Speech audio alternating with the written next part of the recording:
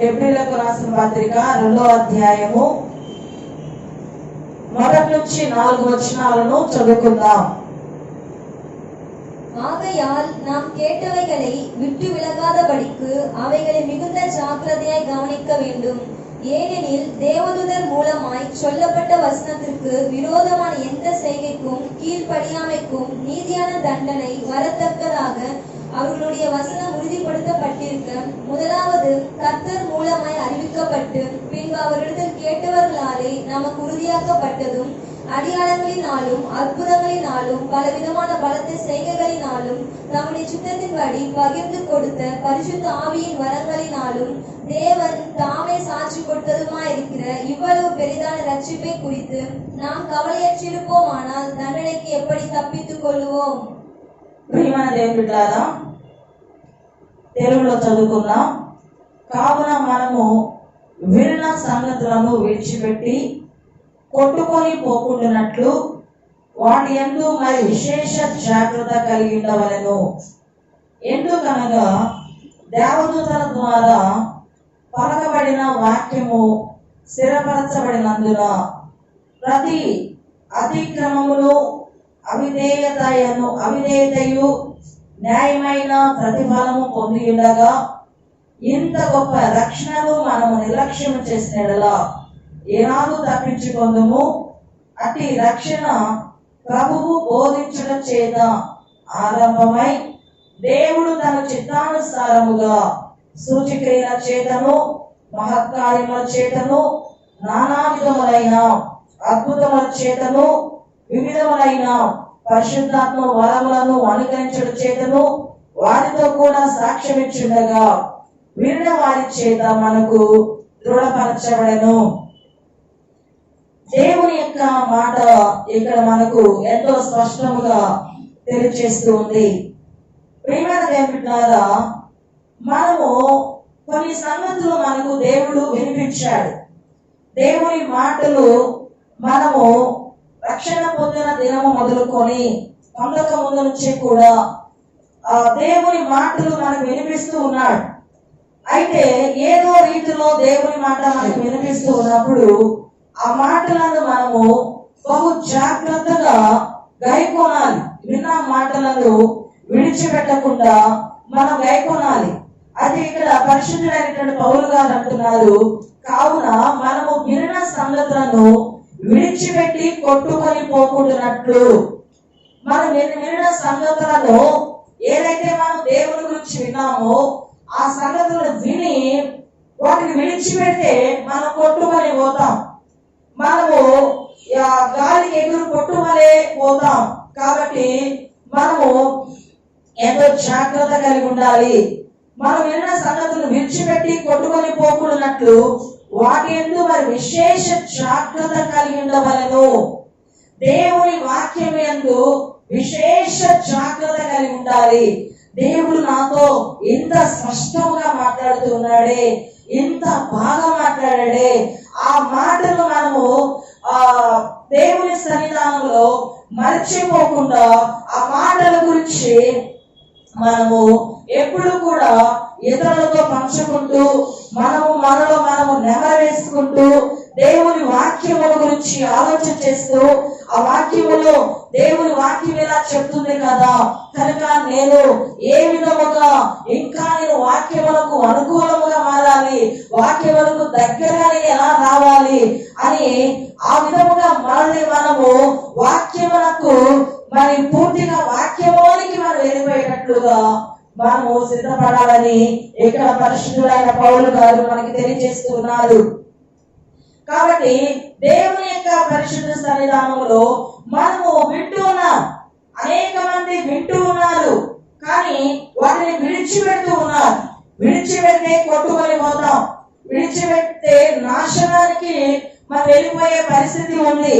కాబట్టి దేవుని యొక్క పరిశుద్ధ సన్నిధానంలో మనము విడిచిపెట్టకుండా మనము ఆ విషయాల కొరకు మరి విశేషమైన జాగ్రత్త కలిగి ఉండాలని ఆయన తెలియజేస్తూ ఉన్నారు. ఎందుకనగా దేవదూతల ద్వారా పలకబడిన వాక్యము స్థిరపడినందున. వాక్యము ఎవరి ద్వారా స్థిరపరచబడింది, ఎవరి ద్వారా పలకబడింది అంటే దేవదూతల ద్వారా పలకబడిన వాక్యము స్థిరపరచబడినందున ప్రతి అతిక్రమమును అవిధేయతయు న్యాయమైన ప్రతిఫలము పొంది ఉన్నది.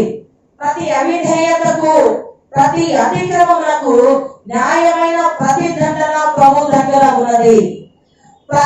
అతిక్రమము అంటే దేవుని కార్యాలలో మరి ఒక మంచి దైవ భక్తితో మరి ఉత్తమముగా యథార్థముగా కొనసాగించలేక ఆ దైవ భక్తిని వదిలేసి ఏదో ఒక భక్తిని నమ్ముకొని అదే నిజం అనుకునేది అతిక్రమం.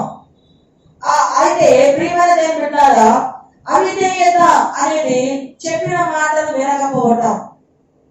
ఏదైతే చెప్తున్నారో ఆ మాటలు వినకపోవటము అవిధేయత. ఇలా చేయి అని చెప్తే అలా చేయటము విధేయత. చెప్పిన మాటలు, దేవుడు చెప్పిన మాటలు వినకపోతే అవిధేయత. అయితే దేవుని సన్నిధానంలో అవిధేయతకు మరి అక్రమములకు, ఆ అక్రమస్తులకు, అవిధేయతలకు న్యాయమైన శిక్ష దేవుని యందు ఉన్నది. ఇప్పుడు శిక్ష రాకపోవచ్చు. ఇప్పుడు మనము అన్యాయముగా అవిధేయతగా జీవించినా కూడా దేవుడు లేడు అని చెప్పి వాదిస్తున్నప్పటికీ మనకు శిక్ష రాకపోవచ్చు. కానీ ఒక దినము, ఒక క్షణము మన జీవితం ఏర్పాటు చేయబడిన ఒక దినం ఉన్నది. అప్పుడు నిశ్చయముగా మరి ఆ శిక్ష తప్పనిసరిగా ప్రతి ఒక్కరు పొందుకోవాలి. అది న్యాయమైన శిక్ష, ప్రతిఫలం ఉన్నది అని దేవుని వాక్యము తెలియజేస్తూ ఉంది. 3వ వచనంలో ఎంత గొప్ప రక్షణను మనము నిర్లక్ష్యము చేసినలా చూడండి. పౌలు గారు రక్షణను ఒక గొప్పగా మనకి తెలియజేస్తూ ఉన్నాడు. ఇది సాధారణమైనది కాదు, ఇది ఉచితముగా వచ్చినది అని చెప్పి దీన్ని మనం నిర్లక్ష్యం చేస్తే మనం ఎలా తప్పించుకుంటాం? దాన్ని మనం నిర్లక్ష్యం చేయకూడదు. ఇంత గొప్ప రక్షణను మనము నిర్లక్ష్యం చేసినట్లా ఎలాగూ తప్పించుకుందాము అని చెప్తూ ఆ రక్షణ ఎలా ప్రారంభించబడిందో తెలియజేస్తూ ఉన్నాడు. అట్టి రక్షణ ప్రభువు బోధించడం చేత ఆరంభమై, రక్షణ ప్రభువు కొత్త నిబంధన గ్రంథములో ఆయన బోధించడంలో ఆ రక్షణ ప్రారంభించబడింది. ప్రియులారా, ప్రభువు మొట్టమొదటిగా రక్షణ శాస్త్రములు, కృపా శాస్త్రములు ఈ భూమి మీదకి తీసుకుని వచ్చిన్నారు. కాబట్టి ధర్మశాస్త్రము చేయలేదని కృపా శాస్త్రము చేయగలిగిందని నిరూపించాడు. కాబట్టి దేవుని యొక్క సన్నిధానంలో రక్షణ ప్రభువు బోధించడం చేత ఆరంభమైనది. దేవుడు తన చిత్తానుసారముగా, ఆయన తన చిత్తములకు అనుకూలముగా సూచక్రియల చేతను, మహత్కార్యముల చేతను, నానా విధమైన అద్భుతముల చేతను, వివిధమైన పరిశుద్ధత్వ వరములను అనుగ్రహించడం చేతను చూడండి రక్షణ కార్యములు మనలో బలపరిచి అది వేరు పారి వెన్ను తట్టి ఆరోగ్యకరముగా రక్షణ జీవితాన్ని మనం జీవించడానికి దేవుడు తన చిత్తానుసారముగా సూచక్రియల చేత మనకు సూచక్రియలు. నిజముగా దేవుడు నన్ను పిలిచాడా, నిజముగా దేవుడేనా, ఇది దేవుని స్వరమేనా అని మనము దేవుణ్ణి ప్రశ్నిస్తూ ఉన్నప్పుడు నీవు ఏ సూచక్రియ అడుగుతున్నావో ఆ సూచక్రియని దేవుడు నిరూపించి నేనే నీతో మాట్లాడుతున్నానని చెప్పే విధముగా సూచక్రియల చేతను, ఇంకా అద్భుతముగా మహత్కార్యముల చేతను, మహత్కార్యములు కూడా రక్షణ పొందిన వారి కొరకు ఆయన చేస్తూ ఉన్నాడు.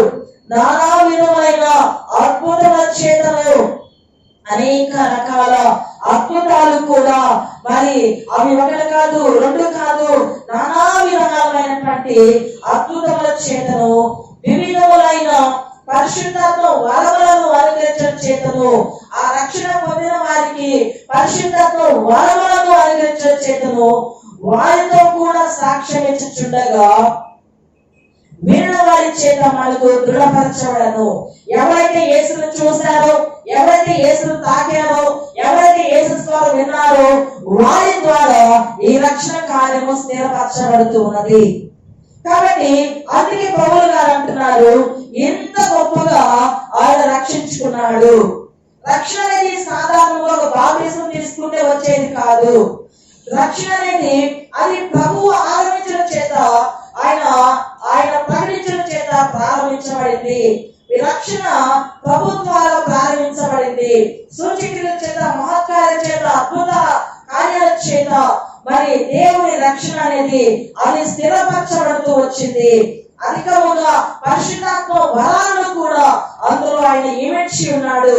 తన శిష్యులను కూడా వాడుకుంటూ ఉన్నాడు. అయితే ప్రియమైన దేవుడారా, ఇంత గొప్ప రక్షణను అనేకులు చాలా తేలికగా తీసివేస్తూ ఉన్నారు. రక్షణ పొందాము అని అనుకుంటూ ఒక భ్రమలో జీవిస్తూ ఉన్నారు. రక్షణ అనేది అది చాలా గొప్పది. ఈ రక్షణ మన ఆత్మీయ జీవితం మనకు తొలిమెట్టై ఉన్నది. అది మనకి పునాదిగా ఉన్నది, ఒక బేస్ మట్టముగా ఉన్నది. ఈ రక్షణ వాక్యములు మనము పరిపూర్ణముగా దేవుని సన్నిధానంలో మనము స్థిరపరచుకోవాలి. కాబట్టి దేవుడు మనతో స్పష్టంగా చెప్తూ ఉన్నాడు, దేవుని మాటలు విన్న నీవు ఆ సంగతిని విడిచిపెట్టి కొట్టుకొని పోకుండా విశేషముగా జాగ్రత్త కలిగి ఉండాలి ఆ మాటను బట్టి అని దేవుని వాక్యము మనకి తెలియజేస్తూ ఉంది. కాబట్టి నా ప్రియమైన దైవజనమా, దేవుని యొక్క పరిశుద్ధ సన్నిధానంలో ఇంత గొప్ప రక్షణ జీవితాన్ని మనకు దేవుడు ప్రసాదించున్నాడు.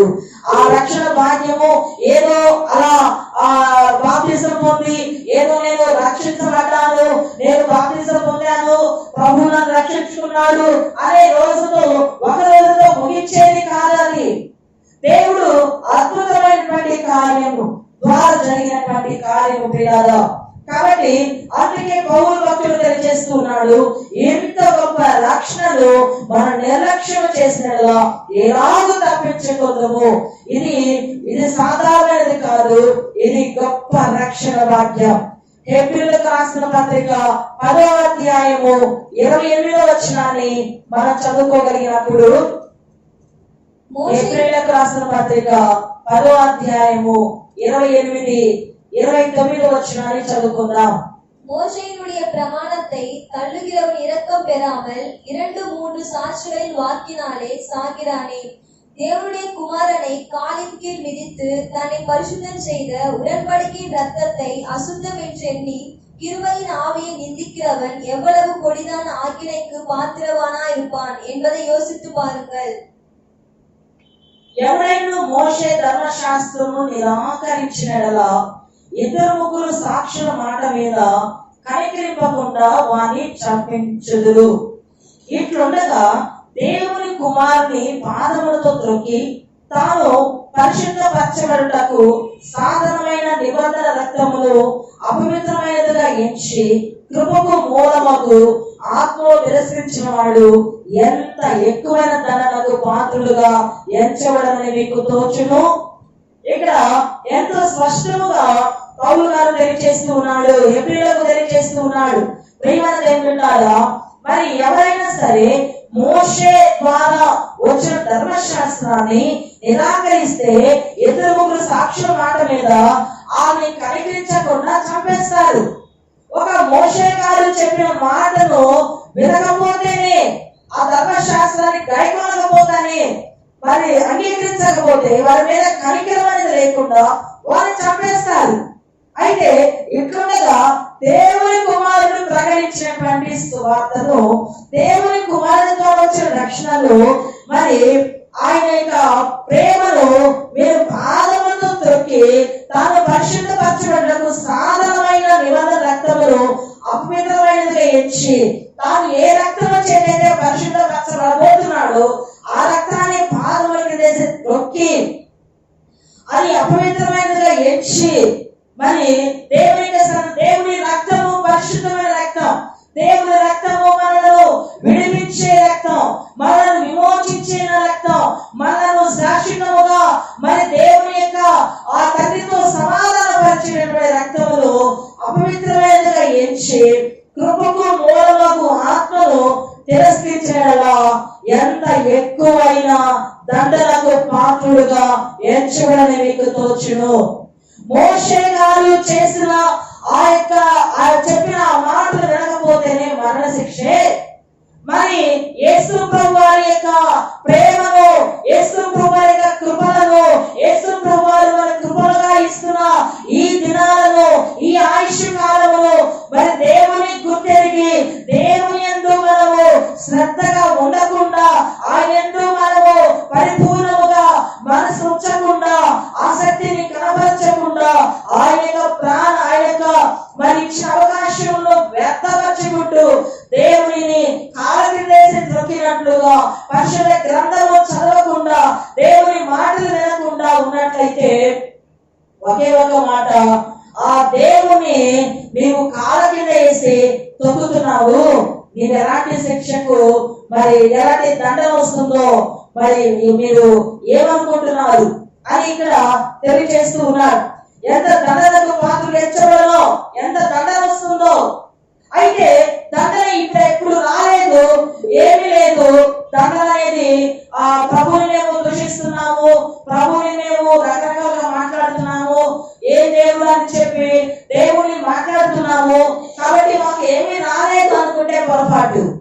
ప్రియమైన దేవుని ప్రతి మాట దేవుని సన్నిధానంలో లెక్కించబడుతూ ఉంటుంది. ప్రతి మాట, మనం మాట్లాడే ప్రతి మాట, ఏ దేవుడు తక్కువ దేవుడు, ఏ దేవుడు రమ్మను చూస్తున్నాం, ఈ మాటలు ఈ రోజు మనలో ప్రాణం ఉండి, జీవం ఉండి, మనలో ఏదో ఆరోగ్యం ఉండి మాట్లాడుతున్నాము.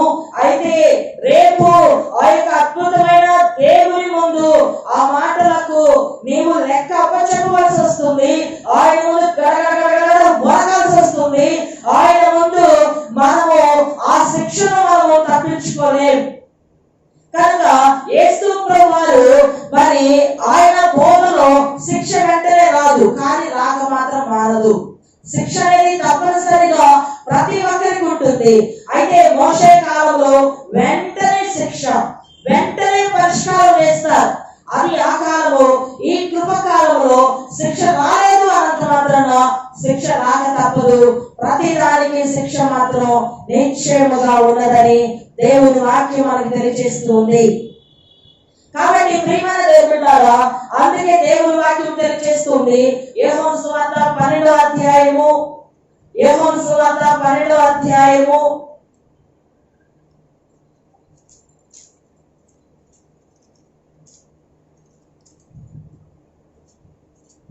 48వ వచనాన్ని మనం చదువుకుందాం.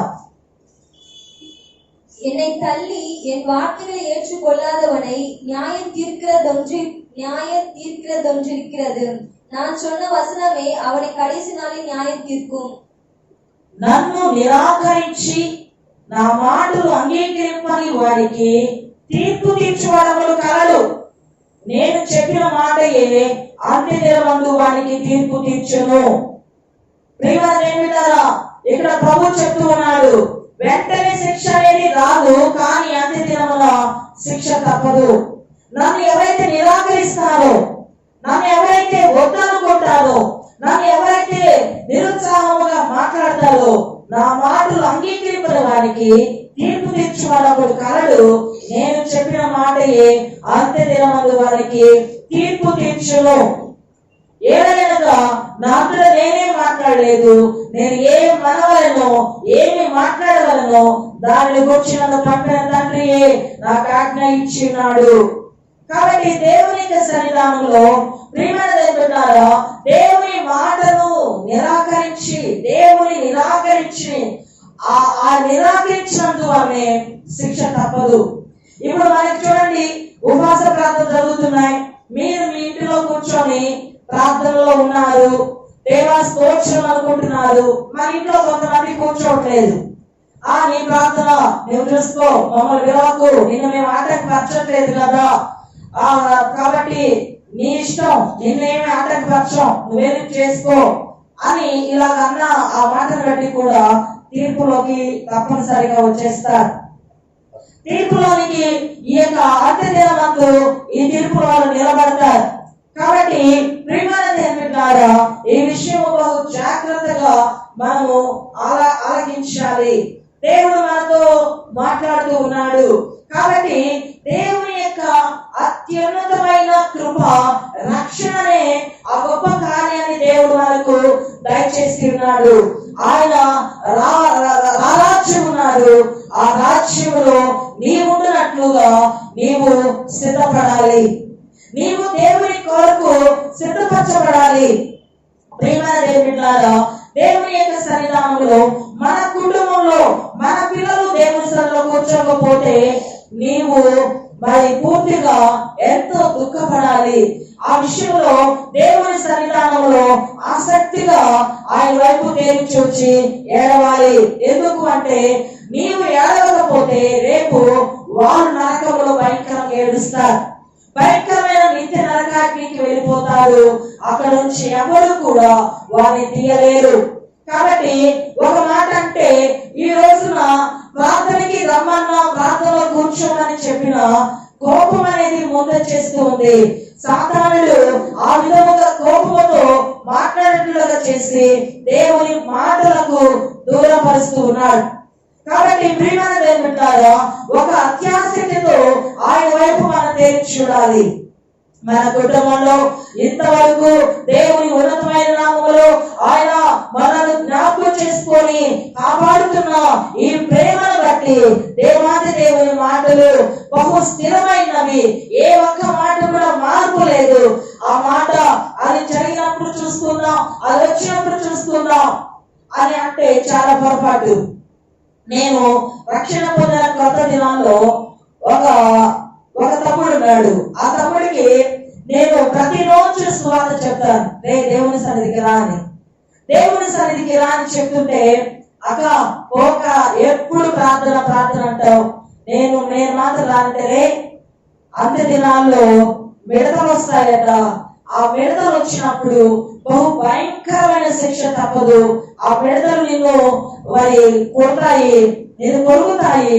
అప్పుడు వేదన ఆ కాలంలో మేము ఉండవన్నప్పుడు నేను ఒక పెద్ద బాంబు తయారు చేసి ఆ మిడతలను చంపేస్తాను కానీ నువ్వు వెళ్ళాక అనేవాడు. ఆ విధంగా ఎన్నోసార్లు వాడిని పిలుస్తూ ఉన్నాను. ఎన్నోసార్లు కనపడినప్పుడల్లా దేవుని సన్నిధికి రారా, మీ అమ్మ వస్తుంది, మీ చెల్లి వస్తుంది, నీవు దేవుని సన్నిధికి రా అని ఇలా పిలుస్తున్నా. పాస్టర్ గారు పిలిచారు. ఒకరోజు సడన్ గా హఠాత్తుగా వాడు చచ్చిపోయాడు. ఒక చిన్న జ్వరం వచ్చింది. ఆ జ్వరంతో చనిపోయాడు. ప్రియమైన దేవుని బిడ్డలారా, అవకాశం అనేది ఎప్పుడు ఉండదు. అది దేవుని యొక్క సన్నిధానంలో వాడి విషయం మేము ఎంతో బాధపడ్డాం. ఇప్పుడు వాడు లేడు, ఆ తల్లికి ఆ బిడ్డ లేడు. మిడతలు వస్తే బాంబు వేసి చంపేస్తాను అని చెప్పిన వాడు ఈ రోజున లేడు. దేవుడు ఒక మనిషికి కొంత అవకాశం ఇస్తాడు. అవకాశమును సద్వినియోగం చేసుకోకుండా ఉన్నట్లయితే ఆ శిక్ష తప్పదు. ఆ శిక్ష చాలా భయంకరమైన శిక్ష. దాని నుండి ఎలా తప్పించుకోగలరు అని పౌలు గారు మనను ప్రశ్నిస్తూ ఉన్నారు. కాబట్టి ప్రియమైన దైవజనులు, మన దేవుడు మనను ఎంతో ఉన్నతమైన ప్రేమతో ఆయన ప్రేమిస్తూ ఉన్నాడు. ఆ ప్రేమను మనము అధికరెట్లుగా మనము ఆ ప్రేమను నిర్లక్ష్యం చేసుకోకుండా మనము ఆ ప్రేమ మనకి దగ్గర ఉన్నప్పుడే మనం సద్వినియోగం చేసుకోవాలి. దేవుడు మనకి లేకుండా ఉండే రోజు అనేది ఒక రోజు వస్తుంది. అప్పుడు చాలా భయంకరం అవుతుంది.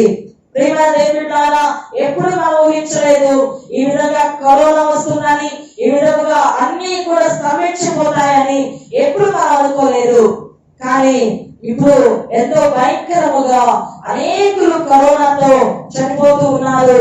మరి ఎవరి దగ్గరికి వెళ్ళి కూర్చొని గ్రూపుగా కూర్చొని మాట్లాడుకోవడానికి కూడా ఆలోచించే విధముగా మరి ఈ దినాలు కనిపిస్తూ ఉన్నాయి. ప్రియమైన దేవుని బిడ్డలారా, మరి దేవుడు వీళ్ళు కరోనాతో చనిపోవాలి అని వీళ్ళు అవిధేయతలు ఉన్నారు అనే కరోనా రావాలి అనుకుంటే ఎంత మాస్క్ వేసినా కూడా దాని నుండి మనం తప్పలేం.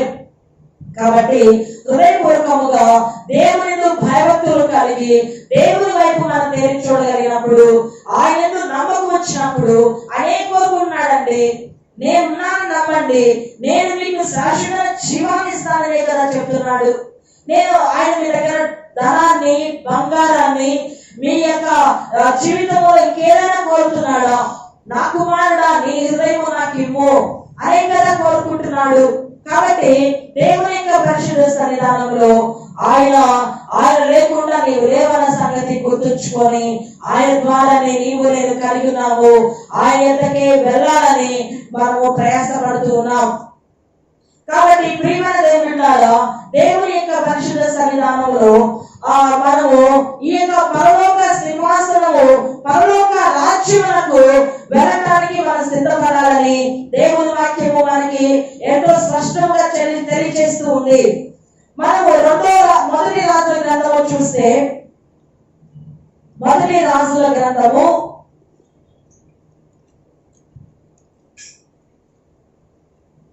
22వ అధ్యాయము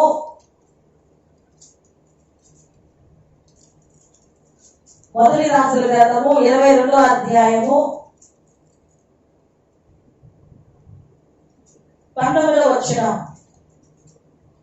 அப்பொழுது அவன் சொன்னது, கர்த்தருடைய வார்த்தையை கேளும். கர்த்தர் தம்முடைய சிங்காசனத்தின் மேல் வீற்றிருக்கிறதையும் பரமசேனை எல்லாம் அவர் வலது பக்கத்திலும் அவர் இடது பக்கத்திலும் நிற்கிறதையும் கண்டேன். మీకాయా ఇట్లనెను, యెహోవా సెలవిచ్చిన మాట ఆలకించుము. యెహోవా సింహాసనాసీనుడై ఉండగా పరలోక సైన్యమంతయు ఆయన కుడి పార్శ్వమున ఎడమ పార్శ్వమునను నిలిచియుట నేను చూచితిని. ఇక్కడ మీకాయా అనే ఒక ప్రవక్త దేవుని యొక్క దర్శనమును చూసి చెప్తూ ఉన్నాడు, యెహోవా సెలవిచ్చిన మాట ఆలకించుము.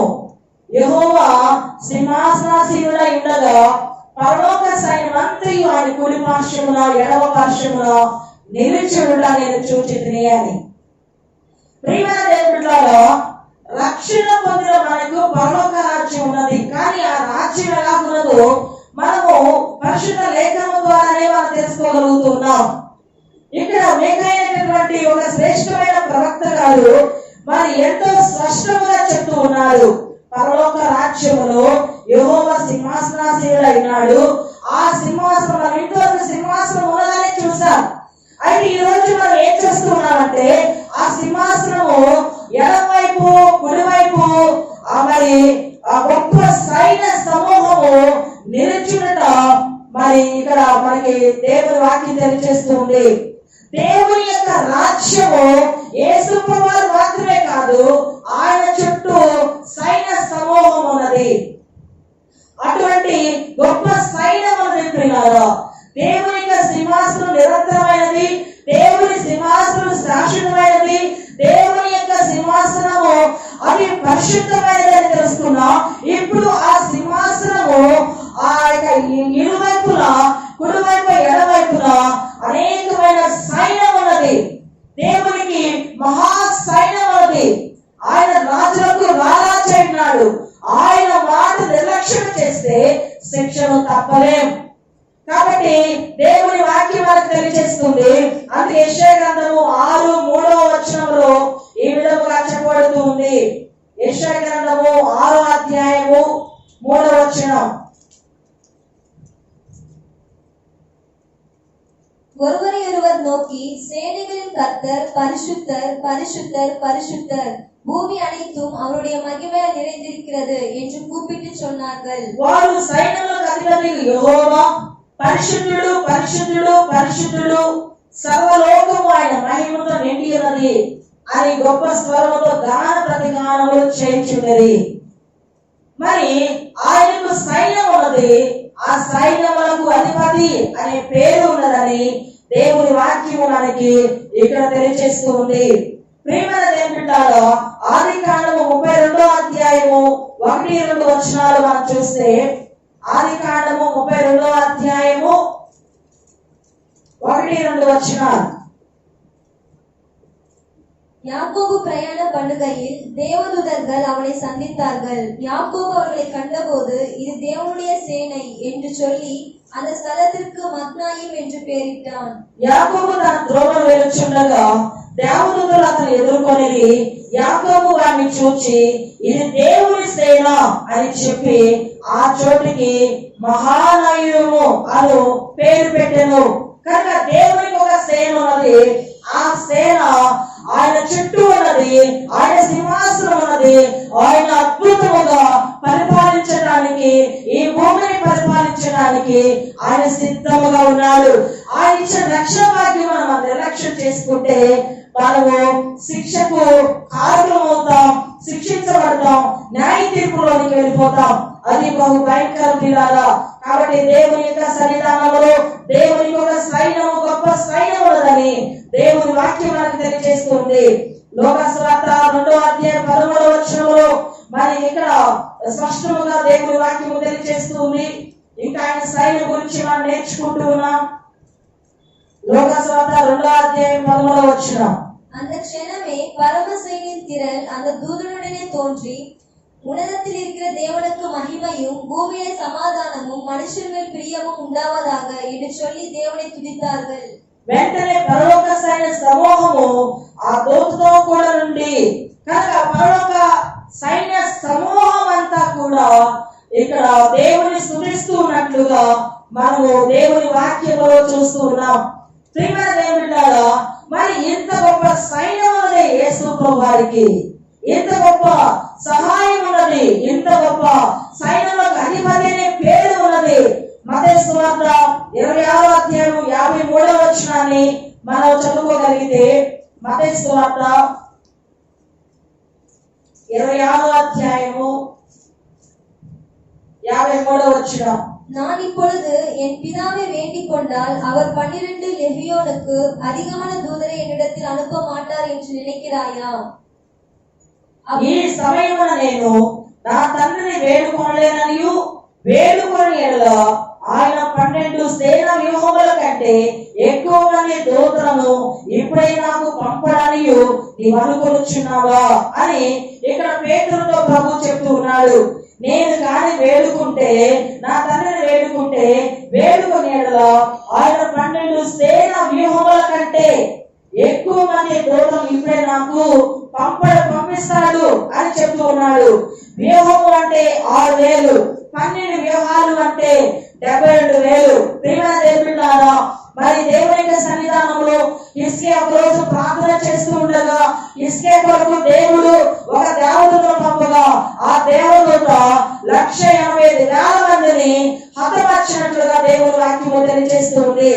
కనుక 72 ఇంటూ ఈ యొక్క 185,000 మంది హెచ్చిస్తే మరి ఎంతమంది అవుతున్నారంటే పిల్లరా, 1,332 కోట్లు. 1,332 కోట్లు అంతమందిని దేవుడు నాకు పంపిస్తాడు అని చెప్పి ఉన్నాడు. 1,332 కోట్ల మంది ఆ యొక్క మహాభారము దేవుని యొక్క సైన్యం ఉన్నది. దేవునికి అంతకంటే గొప్ప సైన్యం ఉన్నది. అలాంటి సైన్యం ఉన్నప్పటికీ కూడా ఆయన ఎందుకు మౌనం వహించాడు? ఆయన ఎందుకు ఓర్చుకున్నాడు? ప్రియమైన దేవుడారా, మన ఇండియా దేశము మరి దేవుని యొక్క సన్నిధానం 130 కోట్లు. కనుక మన ఇండియా వంటి దేశాలు 10 దేశాలు ఉన్నా సరే ఈ దేవతతో ఒకసారి వేరు పాటిస్తారు. అంత బలం ఉంది దేవుడికి, అంత శక్తి ఉంది, అంత విలువైన గొప్ప కార్యం ఉన్నది. కాబట్టి అలాంటి వాడైనప్పటికీ కూడా ఆయన తగ్గించుకొని నీకు రక్షణ ఇవ్వడానికి, నీకు విలువ ఇవ్వడానికి, నీవు దేవునికి దూరంగా ఉండి దేవుని ప్రేమను నీవు తెలుసుకోలేకపోతున్నావని నీ వద్దకు ఆయన గొర్రెపిల్ల రూపం వలె, గొర్రెపిల్ల వలె నీ వద్దకు వచ్చి ఆయన ప్రేమను నీకు తెలియజేస్తూ ఉన్నాడు. శిక్ష రానంత మాత్రాన దేవుడు లేడని కాదు, ఎవరు ఆ శిక్షను తప్పలేదని పౌలు గారు మనకి తెలియజేస్తూ ఉన్నారు. కాబట్టి ప్రియమైన దేవుడారా, దేవుని యొక్క పరిశుద్ధ సన్నిధానంలో అంత సైన్యము కలిగినటువంటి దేవుని మహారాజ్యములు మరి ఈ రోజు మనం నేర్చుకుంటున్నాం. నిర్గమకాండము 7:4 మనం చదువుకోగలిగితే, నిర్గమకాండము 7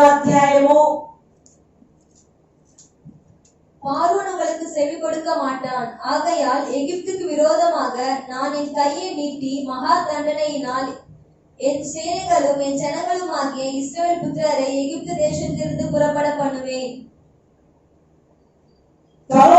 మీ మాట వినడు గాని నేను నా చెయ్యి ఐగుప్తు మీద వేసి గొప్ప తీర్పుల చేత నా సేనలను ఇశ్రాయేలైన నా ప్రజలను ఐగుప్తు దేశం నుండి వెలుపలికి రప్పించునని ఇక్కడ దేవుడు తెలియజేస్తున్నాడు.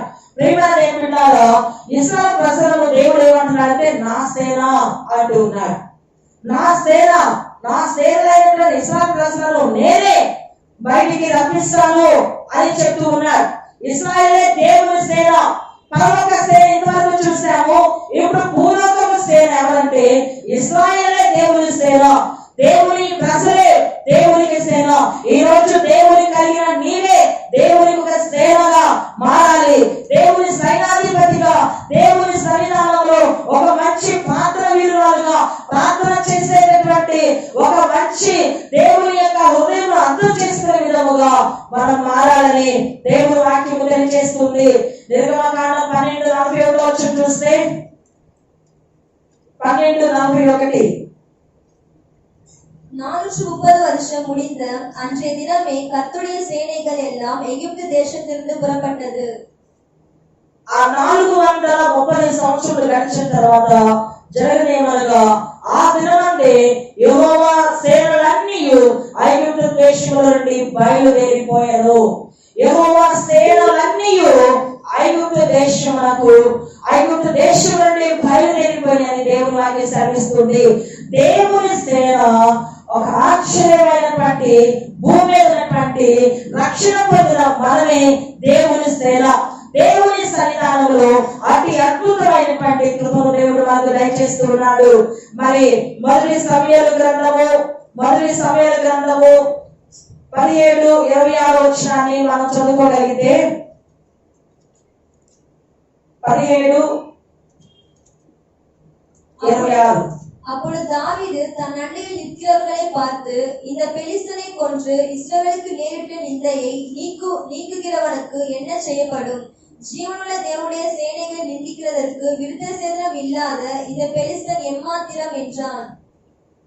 దావీదు జీవముగల దేవుని సైన్యములను తిరస్కరించుటకు ఈ సున్నతైన ఫిలిష్తీయుడు ఎంతటి వాడు, వాని చంపి ఇశ్రాయేలు నుండి ఈ నింద తొలగించిన వారికి బహుమతి ఏమని తన యొద్ద నిలిచినవాడని అడుగుగా, జీవముగలటువంటి దేవుని సేన ఇశ్రాయేలు ప్రజలు ఈ రోజు ప్రపంచ దేశాల్లో మరి ఎంతో చక్కగా